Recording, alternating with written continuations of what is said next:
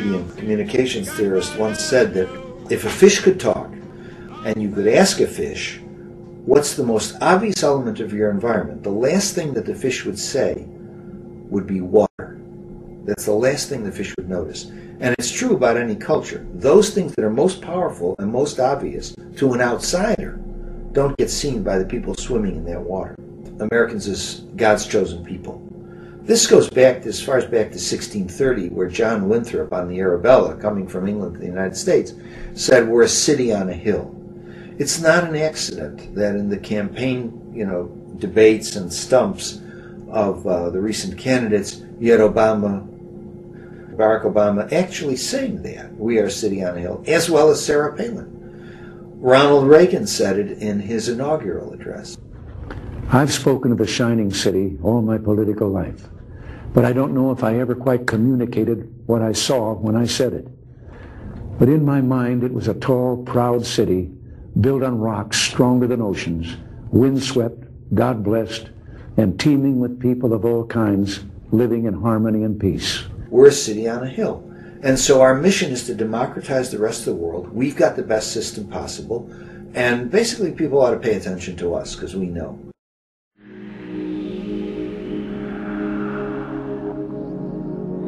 The idea of a particular state cast as savior of the world would be taken to new heights in the United States. But it wasn't an American invention.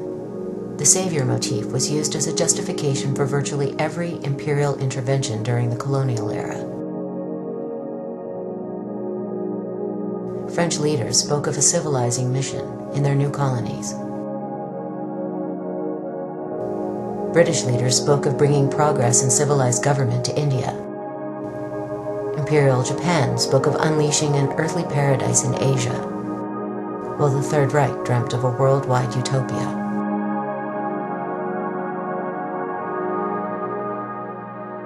A decade before World War I, Mark Twain stated that my kind of loyalty was loyalty to one's country, not to its institutions or its office holders.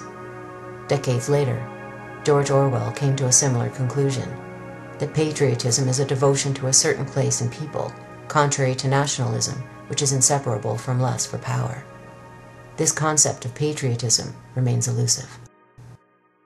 Once the war against Saddam begins, we expect every American to support our military, and if they can't do that, to shut up.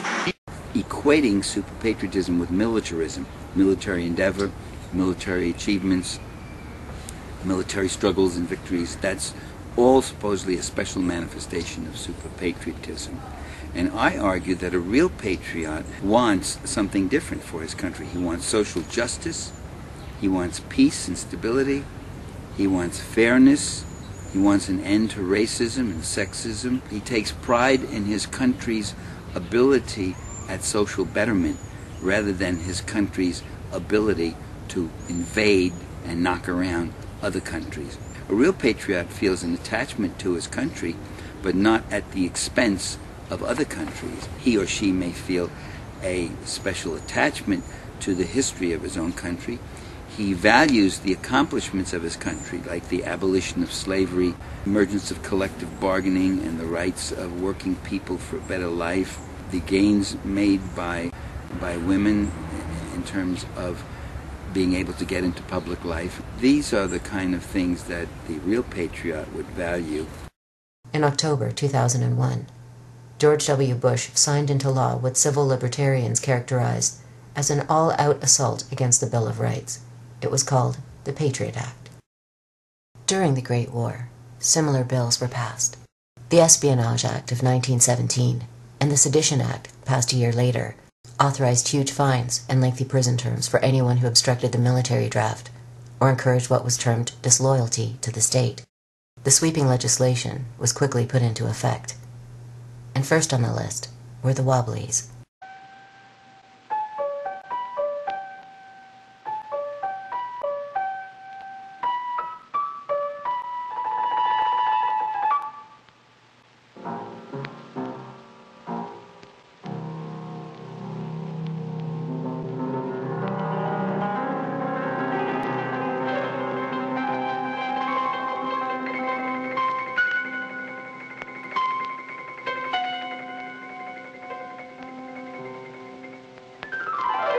In many ways, the Wobblies were the most impressive example of a union movement in the history of the U.S. working class. Wobblies was the nickname for an organization called the Industrial Workers of the World, IWW, which flourished in the first decade and a half of the 20th century.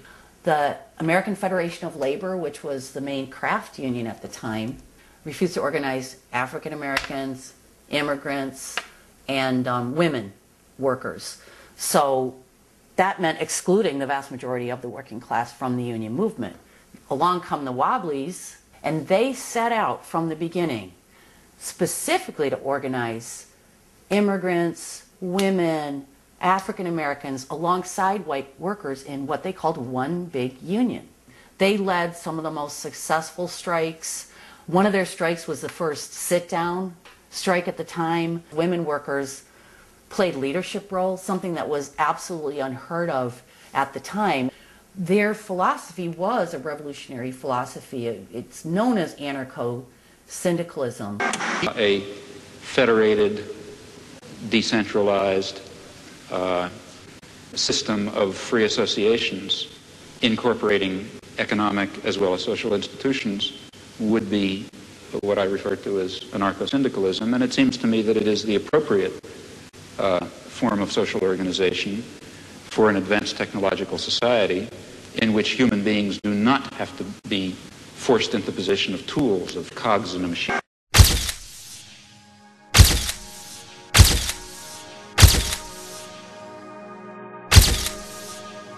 On September 5th, 1917, federal agents raided offices of the Wobblies across the nation, leading to arrests for the offense of causing insubordination, disloyalty, and refusal of duty in the military and naval forces.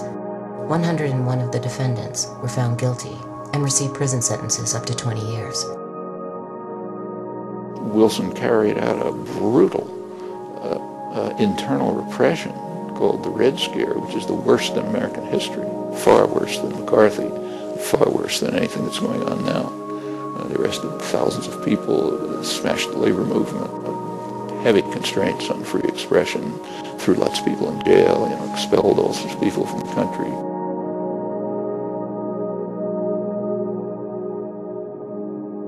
Yet what had started as a hunt against radicals soon spread to every corner of American society.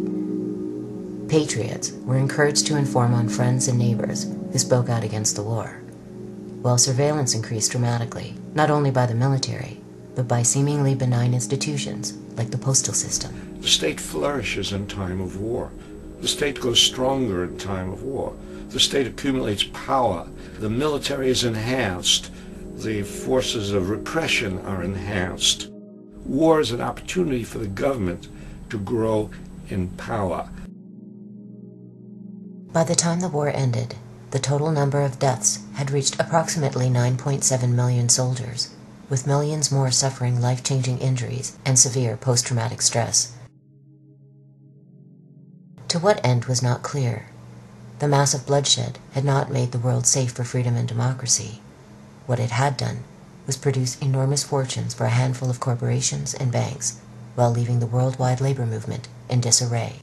If the Great War had been a test of the Constitution and the concept of balancing the powers by each other, it failed.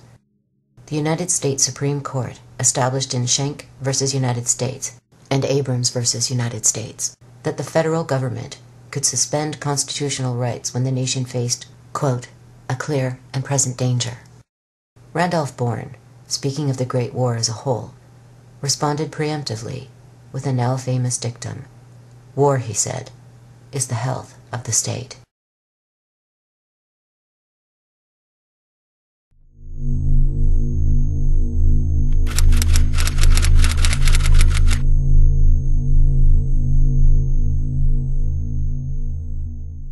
The definition of polyarchy that we have in the social sciences is a system where the participation of masses of people is limited to voting among one or another representatives of the elite in periodic elections. And in between elections, the masses are now expected to keep quiet, to go back to life as usual, while the elite make their decisions and run the world until they can choose between one or another elite another 4 years later. So really, polyarchy is a system of elite rule, and a system of elite rule which is a little more softcore than the type of elite rule that we would see under a military dictatorship, for instance. But what we see is that under a polyarchy, the basic socioeconomic system does not change. It does not become democratized. Wealth is not redistributed downward. You don't see a more equitable redistribution of wealth and resources. So that's the key. Socioeconomic dictatorship and free elections. That's the prescription for polyarchy. Participatory democracy would see not only more participation of people in the running of their daily affairs, but it would see a democratization of the economy, a democratization of social relations. In the 20th century, you can't really talk openly about rule by the rich. That doesn't sound nice. The devices that have been developed, propaganda devices, are ruled by the more competent, the technocratic elite, the responsible people, the educated sectors. There's a huge literature on this, but maybe the primary source for the 20th century is the leading public intellectual of the 20th century in the United States, Walter Lippmann, highly respected commentator on public affairs, also a theorist of democracy. During World War I, people who later emerged as sort of the founding fathers of modern communication research, modern communication applications, mass media applications. Quite a number of them had worked as propagandists during World War I, often as relatively young people who were shaping their own ideas at the time. One of them was Walter Lippmann, and Lippmann has emerged really to this day as a leading intellectual light of a particular way of looking at society. Today, Walter Lippmann is known as the Dean of American Journalism. Yet during the Great War, he had been chief leaflet writer and editor of a U.S. propaganda unit. He also served as secretary of the Inquiry, a quasi-intelligence agency. Before dealing with Lippmann's contributions to political theory, we first have to understand the forms of democracy that have characterized the United States and other Western nations since the age of the Great Revolutions. A leap forward from the age of monarchy, the new nation-states would nevertheless preserve the concept that wealthy elites had the right to rule over the mass of the population. Well, it's done me a sight of good coming forward in time like this, to see how wonderful things have turned out. But I wish I could take you back with me, back in time, back those 200 years when we were starting as a nation. I wish you could have seen this country then.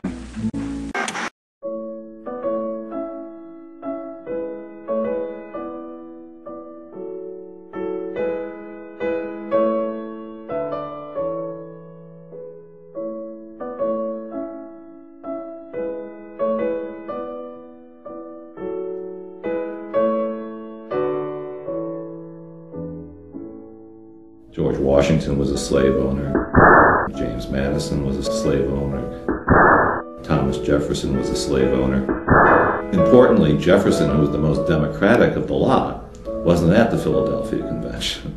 He was ambassador to France, and he picked up a lot of radical ideas from the French Revolution, which didn't exactly endear him to people like Alexander Hamilton.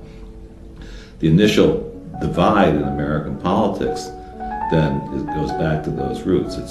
It's Jeffersonian Democrats against Federalists, the leader of whom, until he was killed by Burr, was Alexander Hamilton. Essentially a class struggle, a class conflict. Thomas Jefferson was, in fact, a fairly radical democratic thinker in his time. And clearly the Declaration's statement